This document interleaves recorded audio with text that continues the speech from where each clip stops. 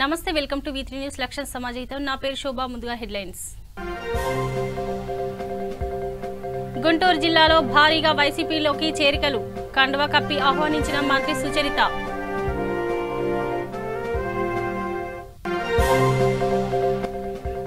Visakha steel plant ప్రైవేటీకరణపై కార్మిక సంఘాల ఆందోళన ఎంపీ సత్యనారాయణకు వినతి పత్రం అందజేసిన నాయకులు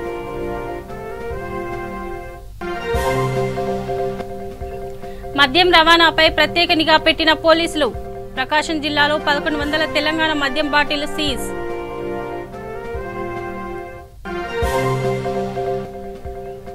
విశాఖపట్నంలో గుట్టు చప్పుడు కాకుండా గంజాయి తరలింపు 1560 కిలోల గంజాయి స్వాధీనం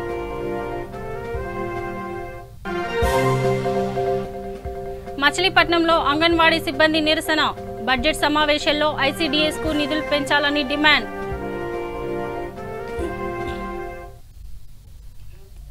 గుంటూరు జిల్లా కాకుమాన్ మండలానికి చెందిన టీడీపీ నాయకులు హోంమంత్రి సుచరిత ఆధ్వర్యంలో వైఎస్ఆర్సీపీ పార్టీలో చేరారు.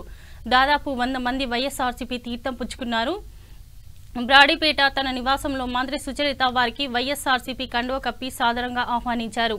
రాష్ట్రంలో జరుగుతున్న సంక్షేమ పాలన చూసి ఆకర్షితులై వైఎస్ఆర్సీపీలో చేరినట్టు మాజీ కాంగ్రెస్ నాయకులు ఎంబీఎస్ నాగేశ్వరరావు తెలిపారు. కులం, మతం, ప్రాంతం చివరకు పార్టీ అని కూడా చూడకుండా సీఎం జగన్ మోహన్ రెడ్డి ప్రతి ఒక్కరికి మేలు చేస్తున్నారని కొనియాడారు. గ్రామ అభివృద్ధి కోసం అందరూ కట్టుబడి ఉంటామని పేర్కొన్నారు. వైఎస్ఆర్సీపీలో చేరిన నాయకులకు హోంమంత్రి సుచరిత శుభాకాంక్షలు తెలిపారు.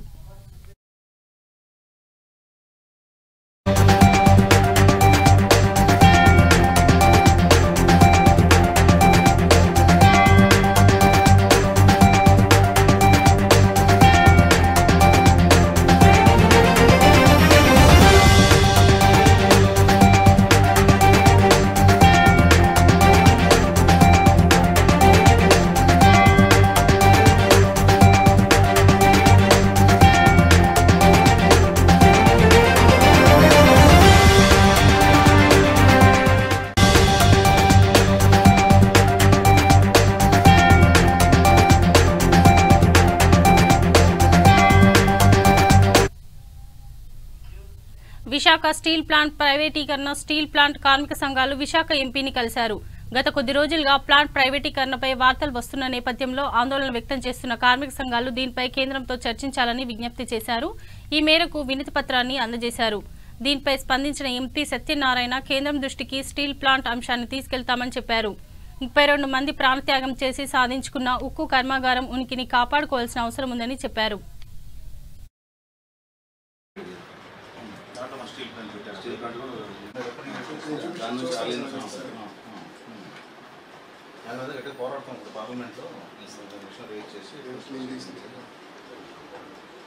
ఆంధ్రప్రదేశ్లో అత్యంత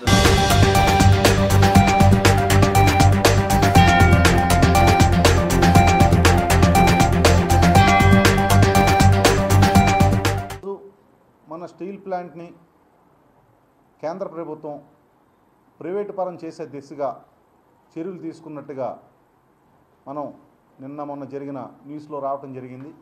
దాంతో ఈ ప్రతినిధులందరూ కూడా చాలా భయభ్రాంతులకు గురై ఈవేళ ఇక్కడికి నా దగ్గర రావటం, నేను కూడా పూర్తిగా దీనికి అవాకై నేను ఈ న్యూస్ని పూర్తిగా వ్యతిరేకించడం జరిగింది. ఎందుకంటే స్టీల్ ప్లాంట్ అనేది మన విశాఖపట్నానికి సంబంధించిన ఎంతోమంది ప్రజలు, రైతులు, వ్యక్తులు వీళ్ళందరూ కూడా వాళ్ళ త్యాగాల ద్వారా ఇవాళ స్టీల్ ప్లాంట్ని సాధించుకున్నారనే విషయం ప్రతి ఒక్కరికి తెలుసు. ఎందుకంటే కొంత చాలామంది ప్రాణాలు విడిచారు దీనికోసం స్టీల్ ప్లాంట్ కావాలని. అదేవిధంగా రైతులందరూ కూడా వారి భూముల్ని చాలా తక్కువ ధరకి అంటే 1500 రూపాయలు 1600 రూపాయలకి ఎకరం చొప్పున స్టీల్ ప్లాంట్కి వారు భూముల్ని ఇచ్చి, అదేవిధంగా వారి గ్రామాలు నివాసం ఉంటున్న గ్రామాలను కూడా వారు ఇవాళ స్టీల్ ప్లాంట్కి ఇచ్చి వాళ్ళు వేరే చోట తరలి వాళ్ళ త్యాగాలు చేసి వాళ్ళ స్టీల్ ప్లాంట్ని ఆ రోజు పెట్టుకోవడానికి వాళ్ళు అందరూ కూడా మార్గం చూపించారు. ఎందుకంటే స్టీల్ ప్లాంట్ వస్తే విశాఖపట్నం బాగుపడుతుంది, విశాఖపట్నంలో చాలామంది ఉద్యోగాలు వస్తాయి, మనందరూ కూడా పిల్లలందరూ బాగుంటారనే ఉద్దేశంతో ఈ కార్యక్రమం ద్వారా వాళ్ళు చేయడం జరిగింది. కానీ తర్వాత కాలంలో వారు ఇచ్చిన హామీలు నెరవేర్చకుండా ఎవరైతే భూములు కోల్పోయారో, ఇల్లులు కోల్పోయారో వారందరిలో కూడా సగం మంది కూడా ఇంకా ఉద్యోగాలు పూర్తిగా ఎన్నో పోరాటాలతో వచ్చిన కర్మాగారం మంది. ఈ కర్మాగారంలో వేలాది మంది బతకడమే కాదు, ఈ రాష్ట్రంలో అతిపెద్ద భారీ పరిశ్రమ విశాఖపట్నం స్టీల్ ప్లాంట్. ఈ ప్లాంట్ని కేంద్రంలో ఉన్న మోడీ గారి ప్రభుత్వం స్ట్రాటజిక్ సేల్ పేరుతో మొత్తం కంపెనీని హోల్సేల్గా అమ్మడం కోసం ఒక మూవ్ అనేది ఢిల్లీలో స్టార్ట్ చేసింది. దీన్ని ఒక ఉలికిపాటుగా విశాఖ జిల్లా ప్రజలు, ఉత్తరాంధ్ర ప్రజలు భావిస్తూ ఉన్నారు. ఆంధ్ర రాష్ట్ర వ్యాప్తంగా మొత్తం ఉద్యమాలు చేసి తెచ్చుకున్న విశాఖపట్నం స్టీల్ ప్లాంటు కొన్ని వేల మంది నిర్వాసుల త్యాగాలతోనూ, వందల మంది పోరాటంలో ఆస్తులు బాసి స్టీల్ ప్లాంట్ తీసుకొస్తే ఇవాళ కొన్ని వేల కోట్ల రూపాయల సంపద సృష్టించే స్టీల్ ప్లాంటు, సుమారు 25,000 కోట్ల రూపాయల టర్నోవర్కి వెళ్ళిన స్టీల్ ప్లాంటు, భవిష్యత్తులో 50,000 కోట్ల టర్నోవర్కి వెళ్ళే స్టీల్ ప్లాంటు, కేంద్రానికి రాష్ట్రానికి ఇప్పటివరకు 42,000 కోట్ల రూపాయలని వివిధ పన్నుల రూపంలో కట్టిన ఏకైక కర్మాగారం విశాఖపట్నం స్టీల్ ప్లాంటు. ఏ బ్యాంకు దగ్గర రూపాయి కూడా ఎగ్గొట్టిన స్టీల్ ప్లాంటు. అలాంటి స్టీల్ ప్లాంట్ అమ్మాలని చెప్పేసి ఆదానికి అమ్మానికి ప్రయత్నం చేస్తే ఆంధ్ర రాష్ట్ర ప్రజలు ఏ ఒక్కరు చూస్తూ ఊరుకోరని, దాన్ని పోరాటంలో భాగంగా ఇక్కడ ఉన్న అఖిలపక్ష కార్మిక సంఘాలు రాజకీయాలకు అతీతంగా మేము రంగంలో దిగాం. దానికి స్థానికంగా ఉన్న ఎంఏ సత్యనారాయణ గారు, అట్లాగే సత్యవతమ్మ గారు, విజయసాయిరెడ్డి గారు, అలాగే బొడ్డెడి మాధవ్ గారు అందరి తాలూకా సహకారాన్ని అందిస్తూ ఉన్నాం. ఈ ఉద్యమాన్ని రాష్ట్రవ్యాప్త ఉద్యమం చేసి జిల్లా కేంద్రాల్లో కూడా రాబోయే కాలంలో మేము కార్యక్రమాలు తీసుకోబోతా ఉన్నాం. అన్ని స్థానిక ఎన్నికల దృష్ట్యా పోలీసులు పటిష్టమైన నిఘా ఏర్పాటు చేశారు. ఇందులో భాగంగా అక్రమంగా తరలిస్తున్న తెలంగాణ మద్యాన్ని ప్రకాశం జిల్లా పోలీసులు పట్టుకున్నారు. ఈ మేరకు ఎర్రగొండపాలెం ఎక్సైజ్ సిఐ తిరుపతయ్య మీడియాకు వివరాలు వెల్లడించారు. ఉన్నతాధికారుల ఆదేశాల మేరకు త్రిపురాంతకేశ్వర ఆలయం సమీపంలో నిఘా పెట్టి మద్యం తరలిస్తున్న 6 వ్యక్తులను అరెస్టు చేసినట్లు తెలిపారు. వారి వద్ద నుంచి 1114 మద్యం బాటిళ్లు, 66,000 నగదు, 1 కారు, 2 మోటార్ సైకిళ్లు స్వాధీనం చేసుకున్నట్లు వెల్లడించారు. వీరిలో 1 కానిస్టేబుల్ కూడా ఉన్నట్లు పోలీసులు గుర్తించారు. తెలంగాణలోని సౌత్పూర్ చెక్ పోస్ట్ వద్ద విధులు నిర్వహిస్తున్న రాజు అనే కానిస్టేబుల్తో సఖ్యత కుదుర్చుకుని గత 5 నెలలుగా అక్రమ మద్య వ్యాపారం చేస్తున్నట్లు తెలిపారు. ఈ కార్యక్రమంలో ఉన్నతాధికారులతో పాటు SI Raghu, enforcement SI Kanakadurga తదితరులు పాల్గొన్నారు.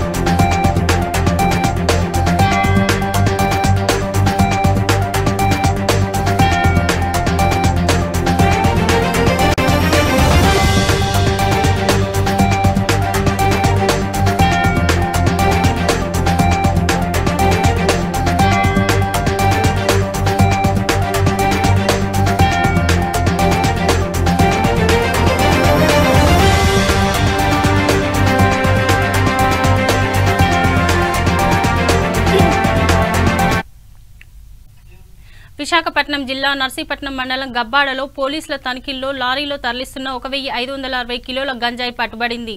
ముందస్తు సమాచారం మేరకు నర్సీపట్నంలో వాహన తనిఖీలు నిర్వహిస్తున్న పోలీసులు ఏజెన్సీ చిత్రకొండ నుండి నర్సీపట్నంలో లారీలో తరలిస్తున్న గంజాయిని స్వాధీనం చేసుకున్నారు.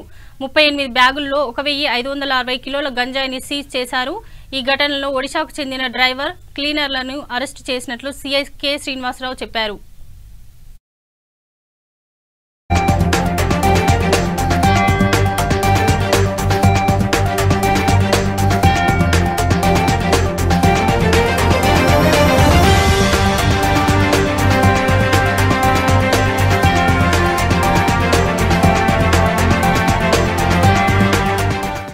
ఈరోజు మాకు రాబడిన సమాచారం మేరకు ఏజెన్సీ నుంచి లారీలో గంజాయి వస్తుందనే ఇన్ఫర్మేషన్పై మా టీము గబ్బాడు దగ్గర బ్రిడ్జ్ దగ్గర వెహికల్ చెకింగ్ చేస్తుండగా ఈ లారీ రావడం జరిగింది. లారీ చెక్ చేస్తుండగా 2 అబ్స్కాండ్ అవ్వడానికి పారిపోవడానికి ట్రై చేస్తుండగా మేము పట్టుకొని చెక్ చేయగా అందులో గాంజా ఉంది.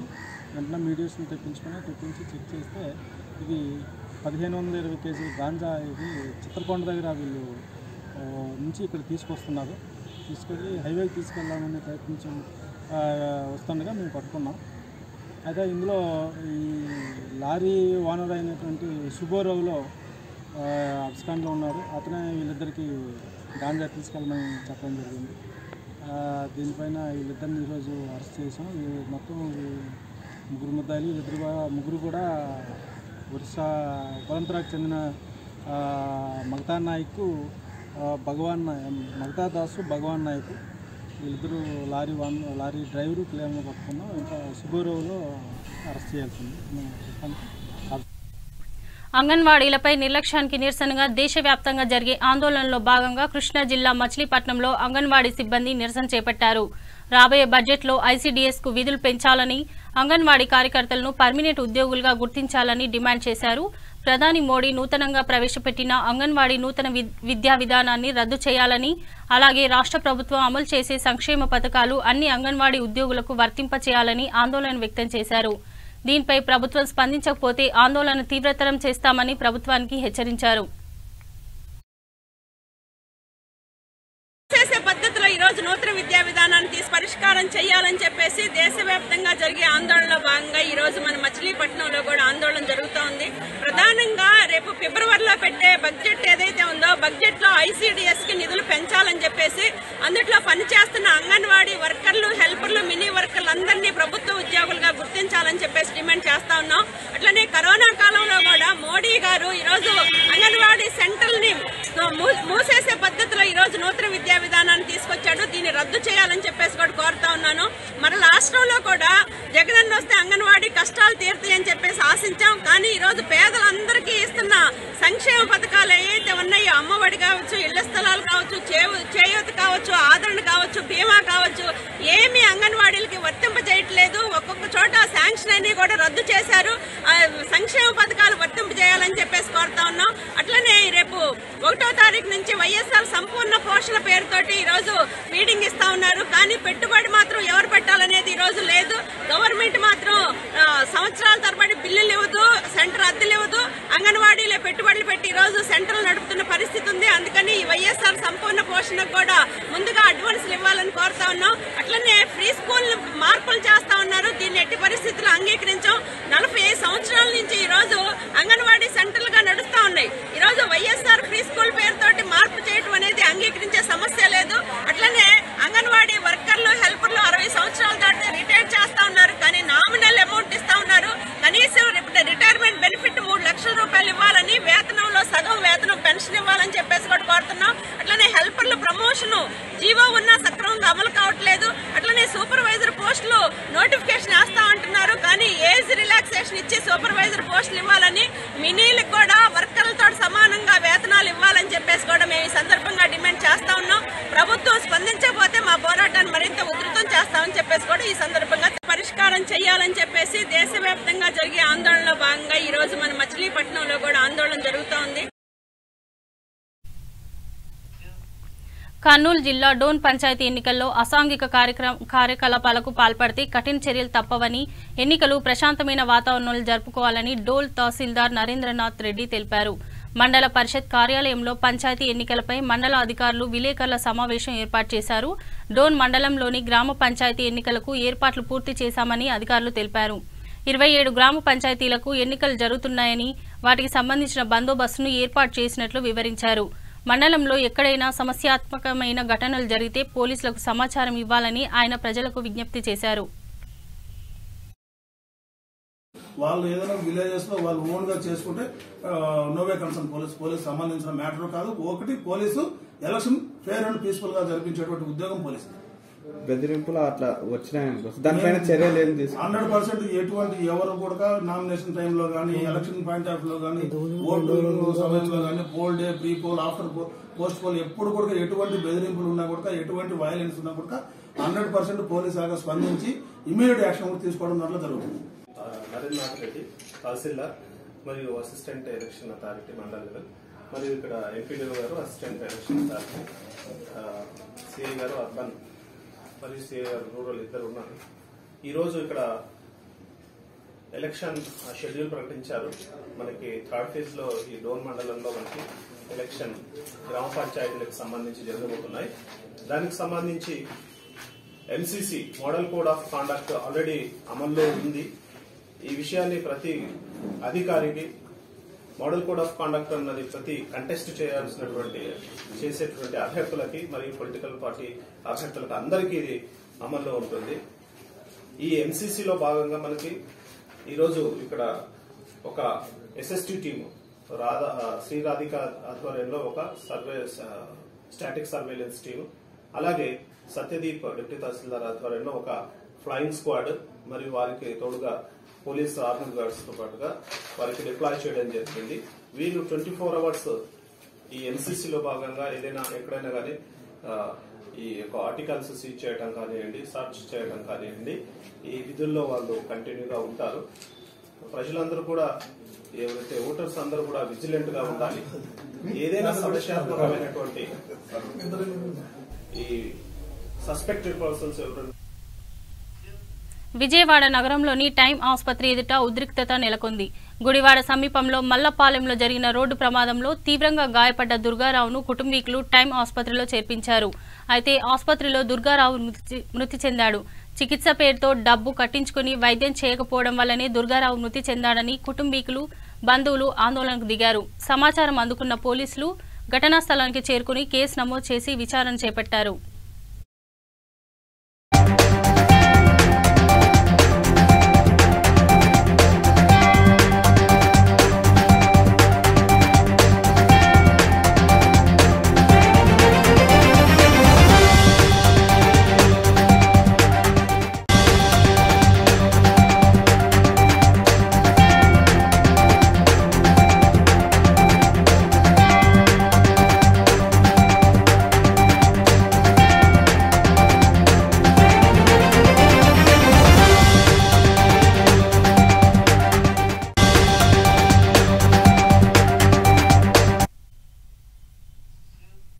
రైతు వ్యతిరేక చట్టాలను రద్దు చేయాలని, పంటకు గిట్టుబాటు ధర కల్పించాలని డిమాండ్ చేస్తూ గురజాల పట్టణంలో రైతు సంఘ నాయకులు ర్యాలీ నిర్వహించారు. రైతుల పట్ల శాపంగా ఉన్న నూతన చట్టాలను వెంటనే ఉపసంహరించుకోవాలని డిమాండ్ చేశారు. పట్టణంలోని ప్రభుత్వ కళాశాల నుండి గాంధీ బొమ్మ సెంటర్ మీదుగా ఆర్టీసీ బస్టాండ్ వరకు ర్యాలీ చేపట్టారు. కేంద్ర ప్రభుత్వాన్ని వ్యతిరేకిస్తూ నినాదాలు చేస్తూ నిరసన వ్యక్తం చేశారు. అనంతరం రైతు సమస్యలపై గురజాల పట్టణ తహసీల్దార్కు నాయకులు వినతిపత్రం అందజేశారు. ఈ కార్యక్రమంలో రైతు సంఘం జిల్లా నాయకులు ఏపూరి గోపాలరావు, గురజాల మండలం సిఐటియు కార్యదర్శి ఉదర నాగేశ్వరరావు, సిపిఐఎంఎల్ జిల్లా కార్యదర్శి బ్రహ్మయ్య, రైతు సంఘ నాయకులు తదితరులు పాల్గొన్నారు. విద్యుత్ చట్ట సవరణలు ఆపాలి. 4వది హర్యానా అక్కడ ఉన్నటువంటి పంటలు తగలబెట్టే విషయాన్ని మన 4 అంశాలు చర్చకు వచ్చాయి. అయితే మిగతా నా 3-4 అంశాలు కేంద్ర ప్రభుత్వం ఒప్పుకుంది. ఈ 1-2 అంశాలనే కేంద్ర ప్రభుత్వం పీట మూడేసి ఇంతవరకు కూడా వాటిని వెనక్కి తీసుకోలేదు. ఫస్ట్గా ఉన్నటువంటి వ్యవసాయ చట్టాలు రద్దు అనేది దేశవ్యాప్త ఏకైక ఎజెండా, రైతాంగ పోరాట ఎజెండా, ఏకైక ఎజెండా వ్యవసాయ చట్టాలు రద్దు. కానీ ప్రభుత్వం వాటిని ఏమాత్రం కూడా పట్టించుకోవట్లేదు. రెండోది, వ్యవసాయ చట్టాల రద్దుతో పాటు గిట్టుబాటు ధరల కోసం చట్టం చేయాలి. గిట్టుబాటు ధరల కోసం కనుక చట్టం చేయకపోతే మనిషి మొండెం మాత్రమే ఉంటుంది, తలకాయ ఉండదు. అందుకని అలాగే ఇప్పుడు గిట్టుబాటు ధరలు లేకపోతే ఇప్పుడు చేసుకున్నటువంటి సీసీఐ కానివ్వండి, ఇప్పుడు కేంద్ర ప్రభుత్వం 22 పంటలకి మద్దతు ధరలు ప్రకటిస్తుంది సార్. రేపు ఆ మద్దతు ధరలను పూర్తిగా అవాయిడ్ చేస్తుంది. ఈ మార్కెట్ యార్డులు ఉండవు. ఈ రకమైన మార్క్ ఫెడ్లు కానీ, నా ఫెడ్లు కానీ, ఆయిల్ ఫెడ్లు కానీ ఏమీ కూడా ఇక జోక్యం చేసుకోవడానికి వీల్లేదు. అదేవిధంగా కంపెనీకి రైతులకు ఏదైనా తగాదా వచ్చిందని అంటే కోర్టులు జోక్యం చేసుకునే పని లేదని అంట. దానికి సంబంధించి ఎవరో ఆర్డీఓ స్థాయి అధికారిని నియమించారు. ఒక ఆర్డీఓ స్థాయి అధికారి ఎదుర, ఒక కంపెనీ ఎదుర ఒక రైతు నిలబడి నాకు న్యాయం కోసం అని అడిగే ధైర్యం చేయగలుగుతాడా? అందుకని ఈ వ్యవసాయ చట్టాలని చాలా దుర్మార్గమైనవి కాబట్టి ఫస్ట్ డిమాండ్, ఏకైక డిమాండ్, దాన్ని వెనక్కి తీసుకోవాలి. గిట్టుబాటు ధరల కోసం చట్టం చేయాలి. ఆ రకంగా చేసేదానికోసం మా రైతాంగం మొత్తం కూడా ఈ పోరాటం కొనసాగించింది. ప్రభుత్వం తరఫున మీరు కూడా వెంటనే కేంద్ర. మూడోది,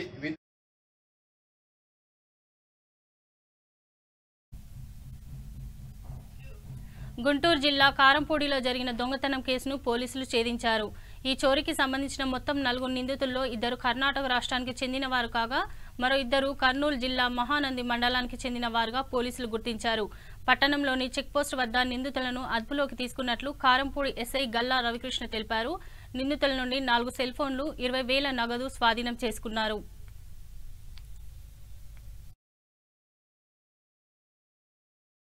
Maruti K N son of Narasimhamurthy, ఇతని మధుగిరి తాలూకా, తుమ్కూరు జిల్లా, కర్ణాటక. అలాగే కుమారాటి సన్ ఆఫ్ తిమ్మన్న, ఇతన్ని కూడా మధుగిరి తాలూకా, తుమ్కూరు జిల్లా, కర్ణాటక స్టేట్. మరో ఇద్దరిది Busigalla Seshu alias Kittu son of Nagaseshu, ఇతని మహానంది, కర్నూలు జిల్లా. అలాగే Nallabothula Madhu alias Barigodla Madhu son of Maddileti, ఇతని కూడా మహానంది, కర్నూలు జిల్లా. నలుగురు కూడా 11 and 12 జనవరి ఇంటర్వ్యూనింగ్ నైట్లో మాస్కులు ధరించి వితిన్ ద మినిట్స్ టైం, అంటే జస్ట్ 10 minutesలోనే 3 షాపుని దొంగలించడం జరిగింది. మీరు గమనించే ఉంటారు, షట్టర్స్ని వాళ్ళేమి డివైజర్ కూడా వాడలేదు. నలుగురు కూడా వాళ్ళ యొక్క బ్రూట్ ఫోర్స్ వాడి సడన్గా ఒకేసారి వాళ్ళ యొక్క ఎనర్జీ అంతా చేసి దాన్ని బ్రేక్ చేయడం జరిగింది, బ్రేక్ ఓపెన్ చేయడం జరిగింది. దీనిలో గొప్పదనమైన విషయం ఏంటంటే మెయిన్ ఎంటైర్ సెల్ ఫోన్స్ అయితే ఏమన్నా వెహికల్ సీజర్ కూడా జరిగింది. KA51 AA 4084 కర్ణాటక రిజిస్ట్రేషన్ కార్ను కూడా సీజ్ చేయడం జరిగింది. కేసులు అయితే లేవు, కానీ ఆన్ ద వే అంటే దీన్ని అఫెన్స్ చేయడానికి ముందర వీళ్ళు అఫెన్సెస్ ఈపూర్లో కానీ కొన్ని ప్లేసెస్లో అఫెన్సెస్ చేసినట్టుగా మాకు ఇన్ఫర్మేషన్ అందుతుంది. రెస్పెక్టివ్ పోలీస్ స్టేషన్స్ కూడా మేము ఇన్ఫర్మేషన్ ఇచ్చాము. అంటే కొంతమంది వ్యక్తులు ముందుకు వచ్చి ఉండకపోవచ్చు కంప్లైంట్ ఇవ్వడానికి, అంటే అమౌంట్ కొంచెం తక్కువ అని చెప్పేసి. But they have every potential to become an inter state gang. So అందువల్ల మేము దీన్ని చాలా సీరియస్గా తీసుకున్నాము. అండ్ నలుగురిని కూడా మేము అప్రెంట్ చేసి అరెస్ట్ చేశాము. తెలియజేస్తాం. మామూలుగా దొంగలైన పరిగణించవచ్చు, అంతర్రాష్ట్ర దొంగలంటే ఎందుకంటే కర్ణాటక నుంచి అలాగే మహానది కర్నూలు జిల్లా నుంచి వీళ్ళు అంటే వాళ్ళ యొక్క లొకాలిటీలో చేస్తే మేము దొరికిపోతామని ఒక ఆలోచనతో ఇతను కొంతమంది బట్టల షాపులు నడుపుకునే వాళ్ళు వీళ్ళందరూ అంటే ఏ లొకాలిటీలో అయితే వాళ్ళకి రిస్క్ ఉంటుందో అది కాకుండా వేరే వేరే ప్లేస్కి వచ్చి చేస్తున్నారంటే ఆ మోడస్ ఆపరెండి క్లియర్ కట్గా వాళ్ళ ఒక అంతరాష్ట్ర ముఠా అవ్వడానికి అవకాశం ఉండేటట్టుగా ఉంది. సో తొందరగానే వీళ్ళని అప్రెంట్ చేయడం I appreciate my SI Ravikrishna గారు.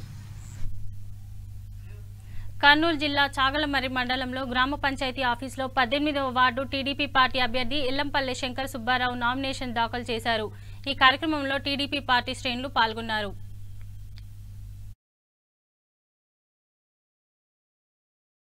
వాళ్ళకి సర్పంచ్ ఎలక్షన్ల చోటు దక్కించుకున్నారు ఆ ఊరి గ్రామానికి. అదేగాక ఆ ఊరిని గ్రామ పంచాయతీగా ఎంపిక చేసుకొని ఈ సంవత్సరం వీళ్లకు సర్పంచ్ అర్హతతో కలిగి ఉండే వాళ్ళని ఎంపిక చేసుకోవాలని అనుకున్నారు. అదేవిధంగా ఇక్కడ మనతో పాటు సర్పంచ్గా నామినేషన్ చేశారు. వాళ్ళు ఉన్నారు, మనం అన్ని చూస్తున్నాం. సార్ చెప్పండి సార్, మీ పేరు?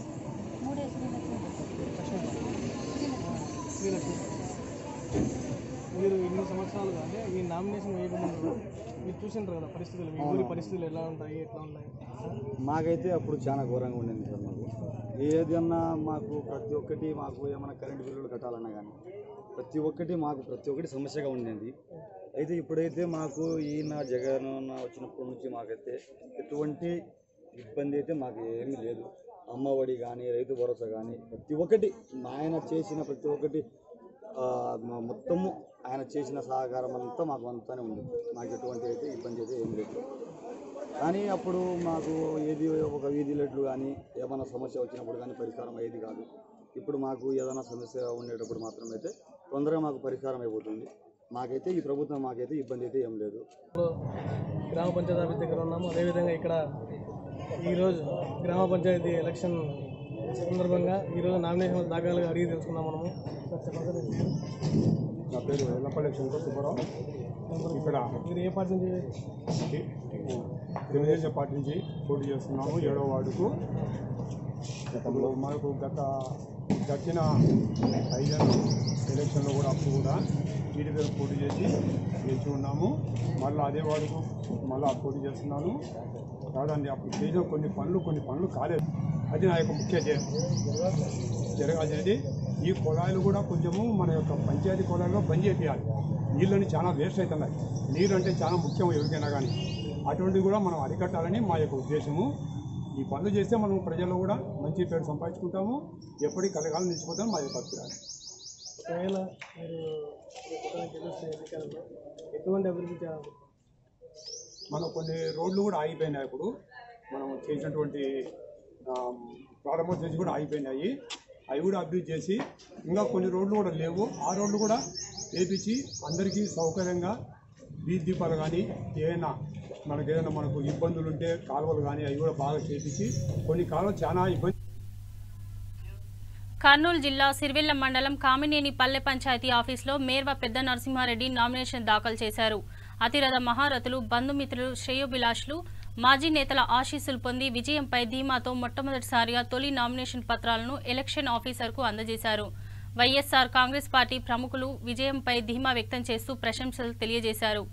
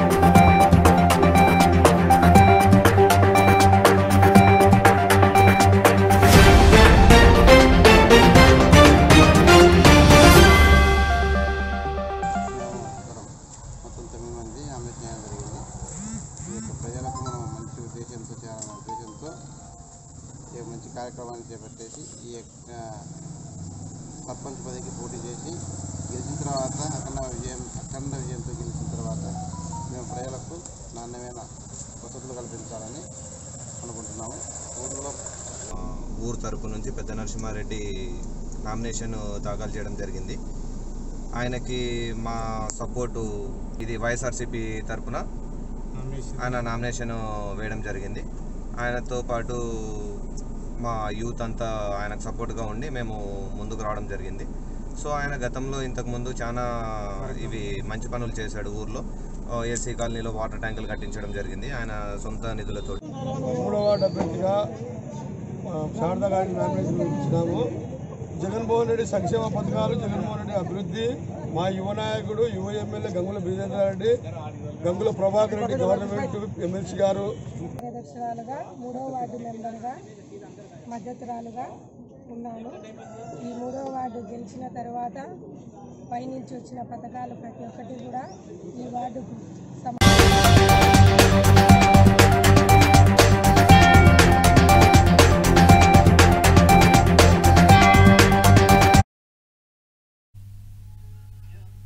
బులెటిన్ ముగించే ముందు హెడ్లైన్స్ మరోసారి.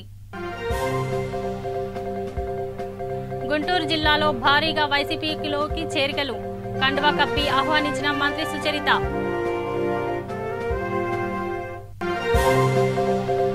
విశాఖ స్టీల్ ప్లాంట్ ప్రైవేటీకరణపై కార్మిక సంఘాలు ఆందోళన, ఎంపీ సత్యనారాయణకు వినతి పత్రం అందజేసిన నాయకులు.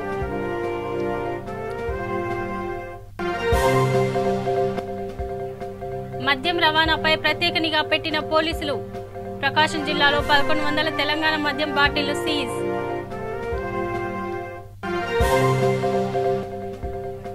విశాఖపట్నంలో గుట్టు చప్పుడు కాకుండా గంజాయి తరలింపు, 1560 కిలోల గంజాయి స్వాధీనం.